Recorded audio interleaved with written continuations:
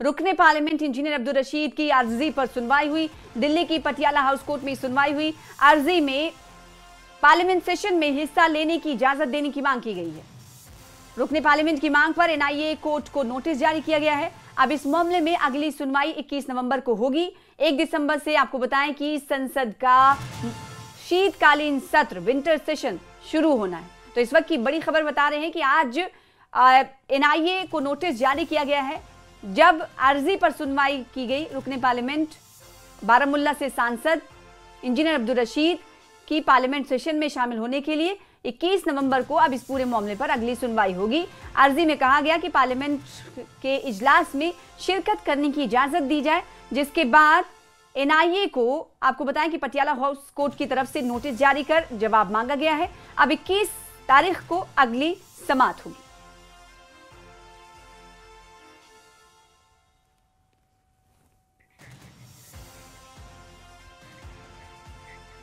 आगे बढ़ेंगे। एक और बड़ी खबर है, एनआईए की रिमांड पर आतंकी जसीर बिलाल उर्फ दानिश को भेजा गया है। जसीर को एनआईए कोर्ट ने 10 दिन की रिमांड पर भेजा है। एनआईए ने श्रीनगर से आतंकी जसीर को दहशतगर्द जसीर को गिरफ्तार किया था। जसीर बिलाल ने दिल्ली ब्लास्ट में मारे गए डॉक्टर उमर नबी के साथ मिलकर हमले की योजना बनाई थी। उमर को तकनीकी सलाह देने के साथ साथ ड्रोन बनाने में जसीर जुटा हुआ था। इस मामले में आदेश देते हुए एनआईए कोर्ट ने कहा है कि जांच के प्रारंभिक चरण को ध्यान में रखते हुए आरोपी जसीर उर्फ दानिश की पुलिस हिरासत जरूरी है। कोर्ट ने कहा है कि जांच अभी शुरुआती चरण में है और साजिश की कड़ी का पता लगाने के लिए पुलिस रिमांड जरूरी है। कोर्ट की स्रोत का पता लगाने के लिए आरोपियों से लगातार पूछताछ भी की जा रही है। कोर्ट ने कहा, अदालत ने यह भी कहा है कि आरोपियों के खिलाफ आरोप गंभीर और संगीन प्रकृति के हैं, इसीलिए जांच को देखते हुए रिमांड जरूरी है। दिल्ली दहशतगर्दाना हमले में एनआईए ने एक बहुत बड़ा खुलासा किया है और इस हवाले से हालिया दिनों जासिर बिलाल वानी उर्फ दानिश साकने वनपुरा काजीगुंड की गिरफ्तारी अमल में लाई गई है। और इस खुलासे में ये बताया गया है कि जो जासिर बिलाल वानी है उसने किस तरह से टेक्निकल सपोर्ट जो दहशतगर्दाना हमले में फराहम किया और जिसके बाद दिल्ली में एक बहुत बड़ा ब्लास्ट हुआ, कार ब्लास्ट, जिसमें कई मासूम जानें ज़ाया हुई और बहुत सारे लोग ज़ख्मी हो गए। इस वक्त हम मौजूद हैं वनपुरा काजीगुंड इलाके में। ये आप पीछे देख सकते हैं, कैमरामैन दिखाने की कोशिश करेंगे आपको। ये जासिर बिलाल वानी की रिहाइश गाह है और यही के वो रिहायशी हैं। जासिर बिलाल वानी को यहाँ से गिरफ्तार किया गया एनआईए ने पूछताछ के लिए और बाज़ाब्ता तौर पे अभी तहकीकात जारी है। और वनपुरा काजीगुंड इलाके से यही खबर कि अभी तक 2 गिरफ्तारियाँ यहाँ से की गई हैं। पहले डॉक्टर आदिल रहतर, जिसके बारे में ये बताया गया है कि उनके कब्जे से भारी तादाद में असला व गोला बारूद जब्त किया गया है और जो वाइट कॉलर टेरर मॉड्यूल हैं वो कहीं ना कहीं उसके तार इन दोनों लोगों से जुड़े हुए हैं। और अभी तक 2 गिरफ्तारियां जो हैं इस हमले में की गई हैं और ये सिलसिला बदस्तूर जारी रहेगा क्योंकि एनआईए इसमें काफ़ी तेज़ी ला रही है और मज़ीद गिरफ्तारियां इस हवाले से मुतवक्का है। इस बीच जो ही जासिर बिलाल वानी की गिरफ्तारी अमल में लाई गई तो उसके वालिद बिलाल अहमद वानी ने खुदकुशी करके अपनी ज़िंदगी का काम जो है वो तमाम कर दिया। और ये जो आप एक्टिविटीज़ देख रहे हैं यहाँ काफ़ी लोग जो हैं उनके घर आ रहे हैं, तज़ियत के लिए आ रहे हैं। लेकिन एनआईए का जहाँ तक ताल्लुक़ है, एनआईए ने इस हवाले से मज़ीद जो तहकीकात का सिलसिला है उसका दायरा वसी कर दिया है और आने वाले दिनों में मज़ीद गिरफ्तारियाँ जो है वो मुतवक्का है। फ़िलहाल जासिर बिलाल वानी से मज़ीद पूछताछ और उसे जो है ऑलरेडी रिमांड में लिया गया है और मज़ीद तहकीकात और मज़ीद इंकशाफात जो इस केस के हवाले से वो मुतवक्का है। Zahoor Rizvi, news 18 network, Wanpora. Faridabad module की जांच को लेकर दिल्ली से लेकर जम्मू कश्मीर तक ताबड़तोड़ रेड का दौर जारी है। आज भी काउंटर इंटेलिजेंस कश्मीर की टीम ने श्रीनगर, अनंतनाग, कुलगाम समेत कई जगहों पर छापेमारी की। जिन जिन जगहों पर ये छापेमारी की गई है उनमें कुलगाम के बुगाम में और डॉक्टर उमर फारूक भट्ट के घर की तलाशी भी शामिल है। नट्टीपुरम में भी सीआईके ने छापेमारी की है। टीवी स्क्रीन पर 3 तस्वीरें आप देख रहे हैं, श्रीनगर, कुलगाम और अनंतनाग। इसके साथ ही श्रीनगर में सुपर स्पेशलिटी अस्पताल में भी तलाशी अभियान चलाया गया। आपको बताएं कि व्हाइट कॉलर आतंकी मॉड्यूल की जांच को लेकर ये छापेमारियां की जा रही हैं। 3 तस्वीरें आपके सामने हैं। 3 तस्वीरों में आप देख सकते हैं कि कौन कौन से इलाके में, कौन कौन से शहरों में आज सीआईके की तरफ से छापेमारी रेड जारी रहा। तो एनआईए की रिमांड पर आतंकी जासिर है और जासिर को एनआईए कोर्ट ने 10 दिन की रिमांड पर भेजा है। एनआईए ने श्रीनगर से किया था आतंकी जासिर को गिरफ्तार। उमर को तकनीकी सलाह देने के साथ ड्रोन बनाने में जुटा था जासिर और जिसके बाद अब इसे रिमांड पर भेजा गया है।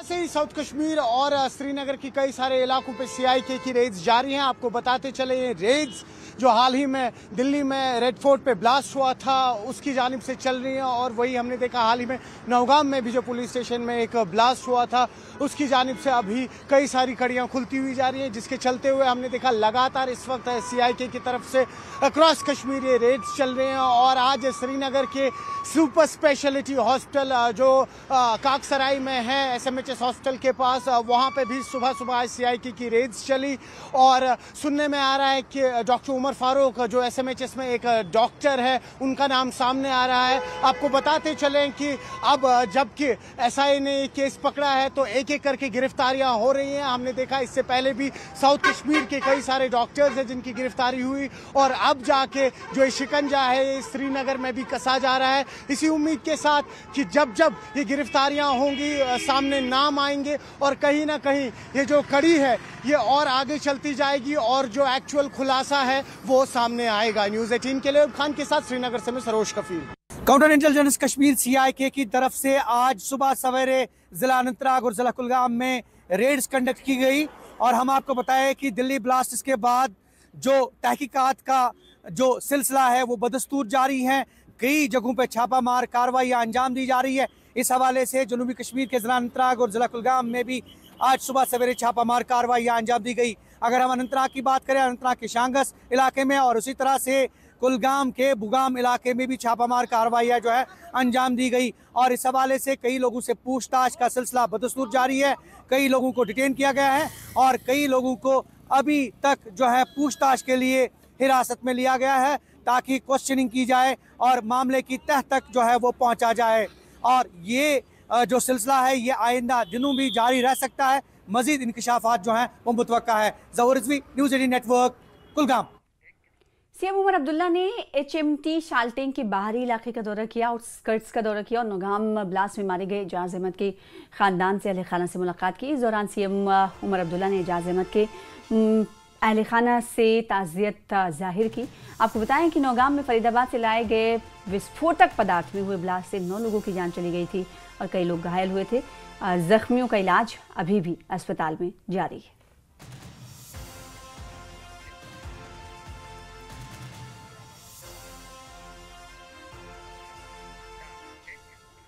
वहीं पीपल्स कॉन्फ्रेंस के सदर सज्जाद गनी लोन ने कुपवाड़ा का दौरा किया। इस दौरान उन्होंने नौगाम ब्लास्ट का शिकार हुए पुलिस इंस्पेक्टर इसारुल हक शाह के घर जाकर अहले खाना से ताज़ियत पेश की। इस मौके पर उनके साथ वकील अब्दुल गनी, एडवोकेट बशीर अहमद डार और दीगर लीडर मौजूद रहे।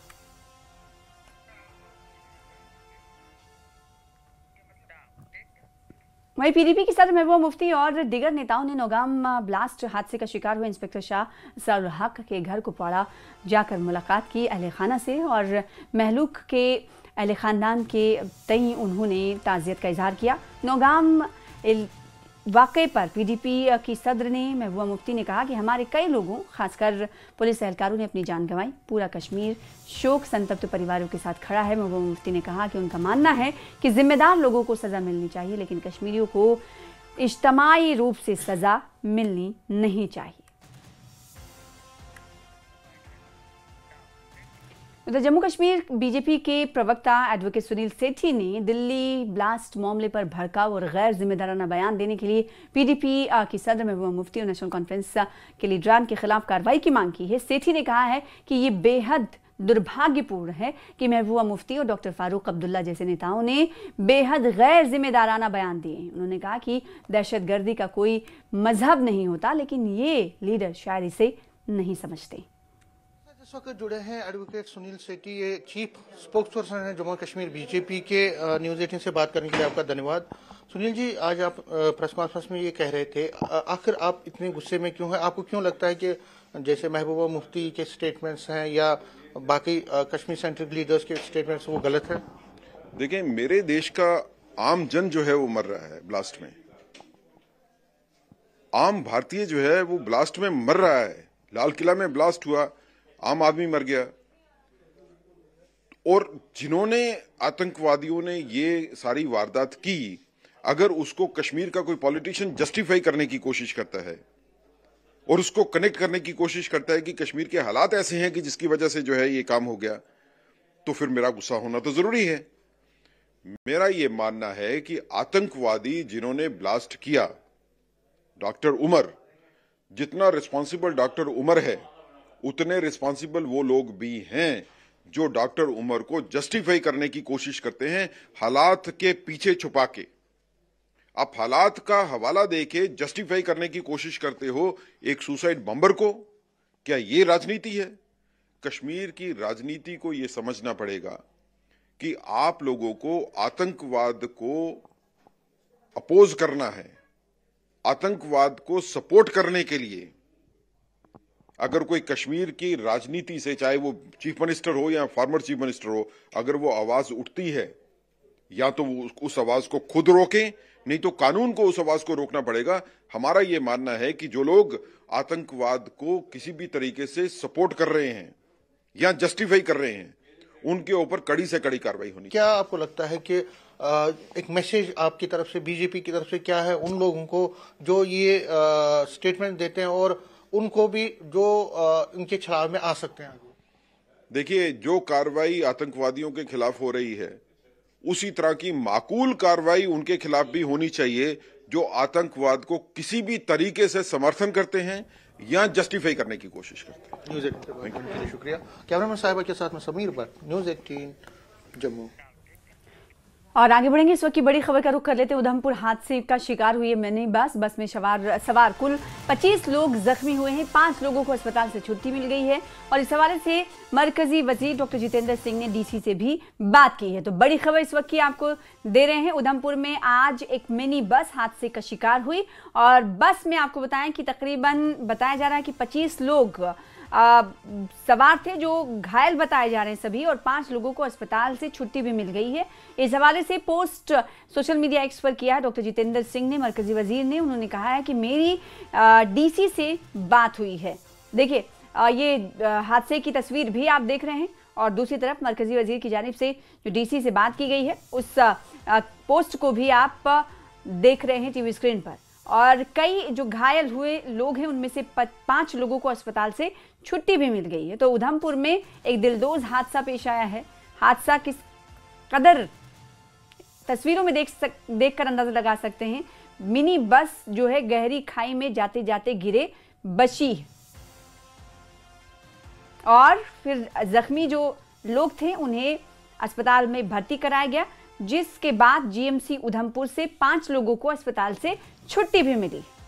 और इस पूरे मामले पर डीसी से बातचीत की है मरकजी वजीर जितेंद्र सिंह ने। डीसी उधमपुर से सलोनी राय जो कि डीसी हैं उधमपुर की, उनसे डॉक्टर जितेंद्र सिंह मरकजी वजीर की जानिब से बातचीत की गई है मिनी बस के एक्सीडेंट होने के बाद। और अपने ट्वीट में उन्होंने जिक्र किया है कि 20 से 25 पैसेंजर जो हैं जख्मी हुए हैं, लेकिन सभी को बचा लिया गया है। और 5 और 6 का उन्होंने जिक्र किया है अपने ट्वीट में कि माइनर इंजरीज उनको हुई थी और सीरियस इंजरी नहीं है, जो कि अच्छी बात है, खुशाइन बात है।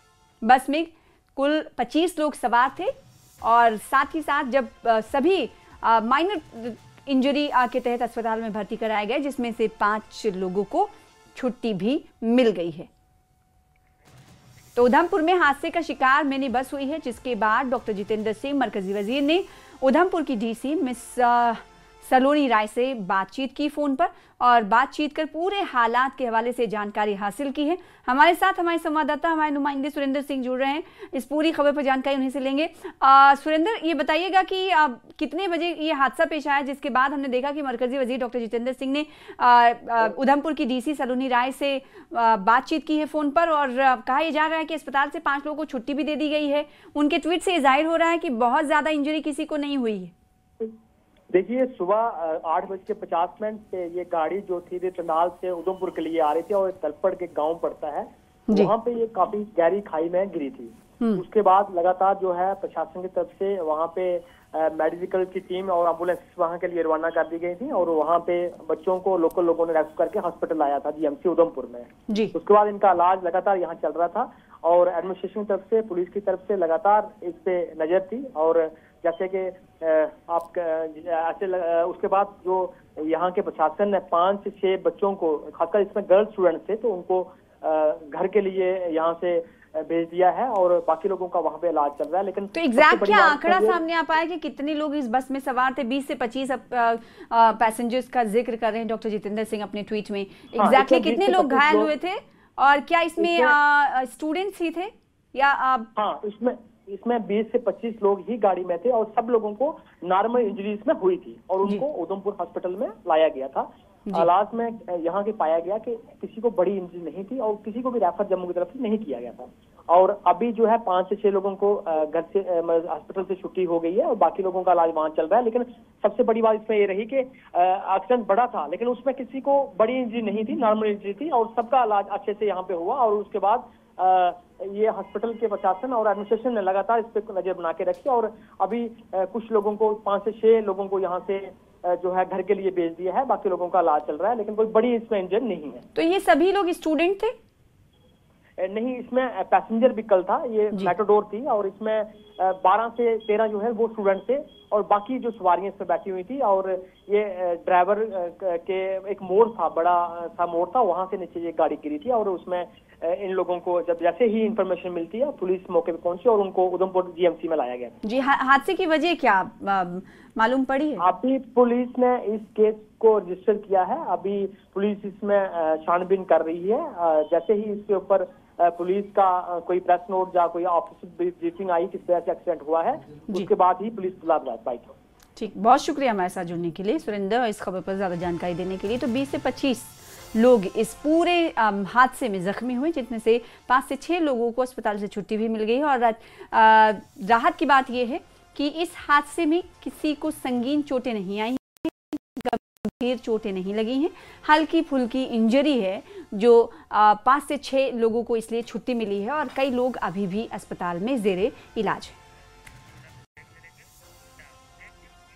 फिलहाल इसी के साथ रुकेंगे छोटी से ब्रेक के लिए। मुझे गोली कदम किया तक मंजूर, अगर पीछे नहीं होती थे और 20 पर हम डबल इंजन का से नहीं बात की नहीं, जमीन डबल इंजन नौगाम धमाके की जांच तेज, नौगाम थाने को एनएसजी ने अपने कंट्रोल में लिया। धमाके के हर पहलू की जांच करेगी एनएसजी। 14 नवंबर को हुआ था नौगाम थाने में ब्लास्ट। नौगाम के घायलों से मिलने पहुंचे सीएम उमर अब्दुल्ला, निजी अस्पताल में घायलों से सीएम ने मुलाकात की।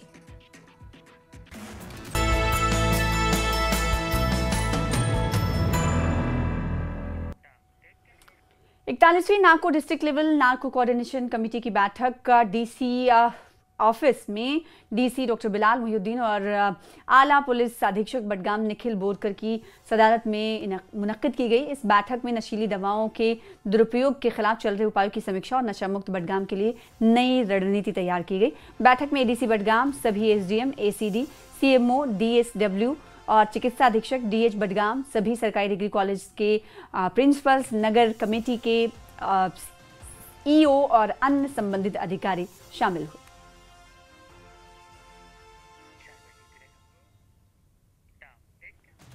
तो मुल्क को नशा मुक्त बनाने को लेकर पुलवामा में एक रोज़ा सेमिनार का इनेकाद किया गया। ये सेमिनार AR आज़ाद मेमोरियल फाउंडेशन और कल्चरल एकेडमी के इश्तराक से डिग्री कॉलेज पुलवामा के हॉल में, सेंट्रल हॉल में मुनक्किद की गई। सेमिनार में कश्मीर के जाने माने अदीब और साहित्यकारों के साथ साथ बड़ी तादाद में छात्र और छात्राओं ने, तलबा तालिबात ने हिस्सा लिया। इस मौके पर मुकर्रिरीन ने कहा कि समाज को नशा मुक्त बनाने के लिए सभी को आगे आने की ज़रूरत है।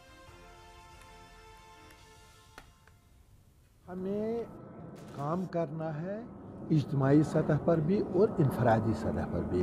हमारे जो अदारे हैं उनको भी देखना है, पुलिस है उनको अपना काम करना है, रेवेन्यू है उनको अपना काम करना है, एजुकेशनल इंस्टीट्यूशंस हैं वो उनको काम करना है, मीडिया है उसको अपना काम करना है, और अफराद को अपनी जगह पर अपना अपना काम करना। मैं यही समझता हूँ कि सबसे बड़ा रोल जो है वो एजुकेशनल इंस्टीट्यूशंस का है, वो वेदर इट इज़ प्राइवेट और गवर्नमेंट, कि स्कूलों में जितना एजुकेशनल इंस्टीट्यूशंस टीचर्स इसको ज़्यादा सीरियस लेंगे तो उनका एक रोल बनता है।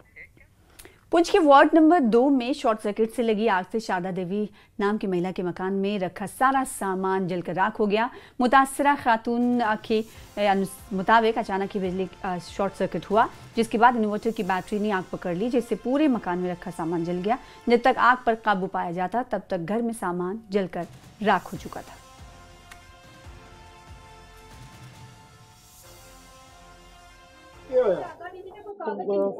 तारा शार्ट हुई, अग लगी कितना नुकसान है? बड़ा नुकसान हो गया। कोई भांडा बर्तन नहीं बचा, कोई राशन पानी नहीं बचा। मैं गरीब नहीं हूँ, बेचारी बेवा औरत। के अपील करना चाह रहे हैं? चलो करो कोई मदद। इतना कोई आया आज? कोई भी नहीं, एक ही है बेचारे आए वीर जड़े बनाने लगे ने वीडियो।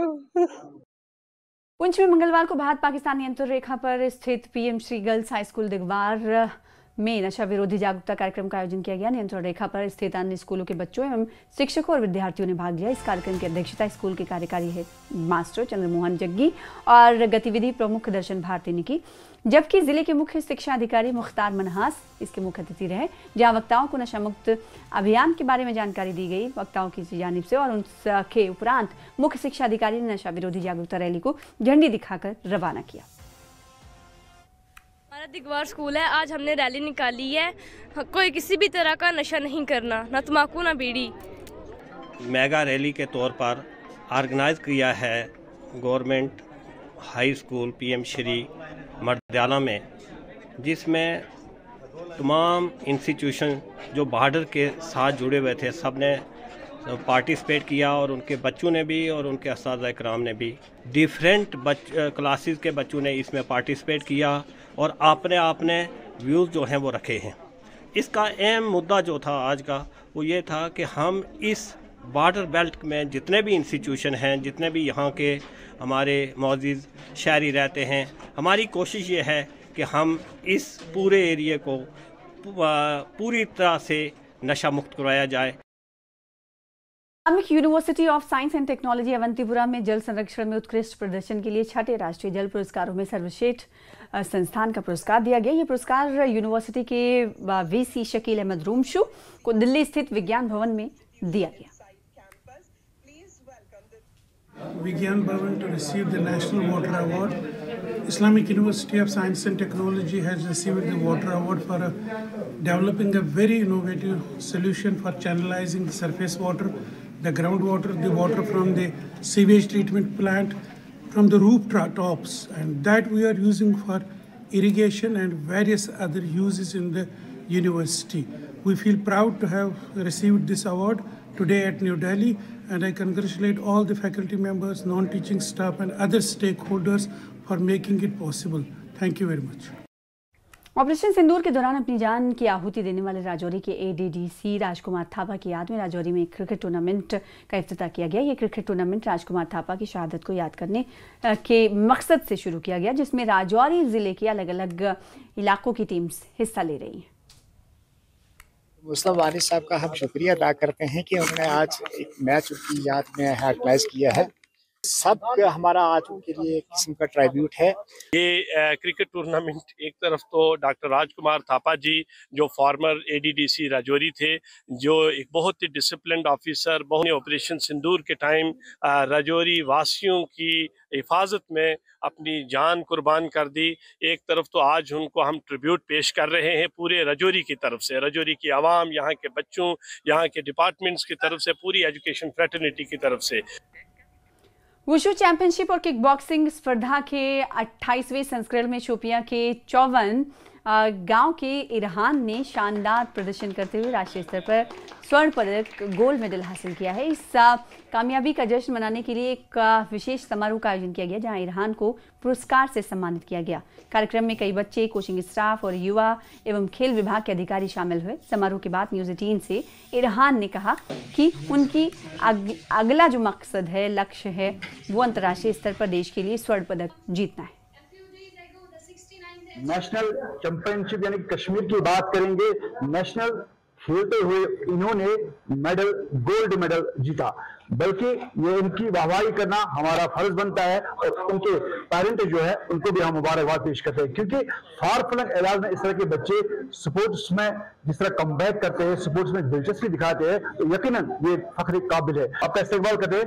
बेटा, सबसे पहले आपसे जानना चाहेंगे, आप अपना इंट्रोडक्शन दीजिए। सर, मेरा नाम मोहम्मद अरहम पर है। मैं चौवन कलर में रहता हूँ और मैं खेलो इंडिया सेंटर में प्रैक्टिस करता हूँ। मेरे कोच रमीज सर है।